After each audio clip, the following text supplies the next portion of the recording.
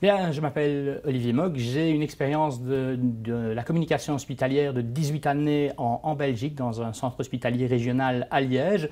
Et depuis 3 ans, je suis communicant indépendant.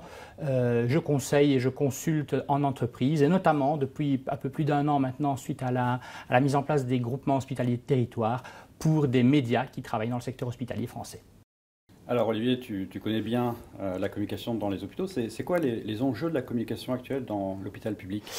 L'hôpital public est face à des enjeux qui sont importants. Il est en pleine mutation. La réforme du secteur des soins de santé est en marche depuis quelques mois maintenant. Depuis le 1er juillet 2017, on a implémenté ce qu'on appelle les GHT, les groupements hospitaliers de territoire.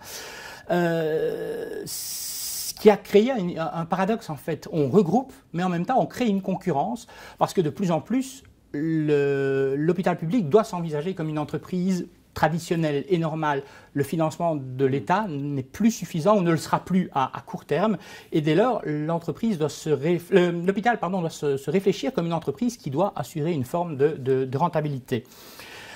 Il faut savoir que les Français sont très attachés à leur hôpital public. C'est 62% de l'ensemble des lits hospitaliers en France donc, sont publics.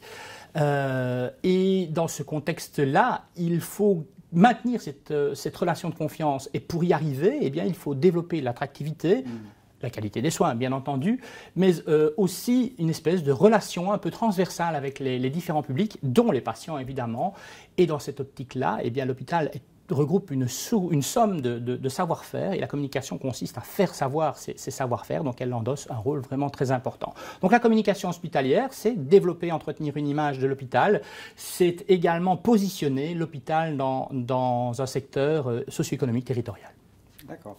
On parle beaucoup de patients hyper connectés. En quoi ça change quelque chose dans la communication? Oui, le patient est un individu lambda, donc comme tous les individus, il est de plus en plus connecté. Aujourd'hui, il est fini le temps où le patient arrivait soumis devant un médecin. Aujourd'hui, le patient, avant de consulter un médecin, se renseigne sur Internet pour un petit peu avoir déjà quelques idées de sa maladie, de ce dont il souffre. Donc, il n'est plus... La relation a vraiment évolué. Elle est, je ne vais pas dire égalitaire, mais elle est un peu plus transversale qu'elle ne l'était il y a encore 10 ans.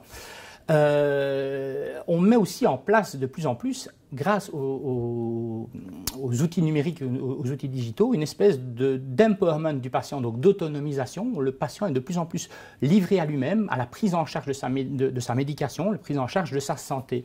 Donc, dans ce contexte-là, il faut aussi en tenir compte. L'hôpital doit être de plus en plus connecté pour répondre aux demandes du patient qui est de plus en plus connecté. Un patient qui est ultra connecté aura tendance à privilégier probablement un hôpital qui est aussi connecté que lui. Donc, les hôpitaux qui ne font pas cette démarche, qui ne souscrivent pas à cette transition numérique, sont pénalisés ou seront pénalisés dans un avenir très bref. Depuis le 15 septembre, on a mis en place en France la téléconsultation, donc la consultation à distance. C'est un pas supplémentaire dans la transition numérique des soins de santé. Il faut vraiment tenir compte de tout ça pour les hôpitaux. Et un des moyens de le faire, et c'est ce que j'explique dans le chapitre que j'ai rédigé de l'ouvrage, c'est notamment de communiquer avec les patients à travers les réseaux sociaux, mais aussi peut-être de développer des applications mobiles qui permettent aux patients de consulter son dossier en ligne, mais aussi des horaires, prendre rendez-vous à travers une application, etc. Il y a tout un champ des possibles dans le numérique auxquels les hôpitaux doivent souscrire nécessairement. D'accord, donc une communication en pleine évolution. Une communication en pleine évolution.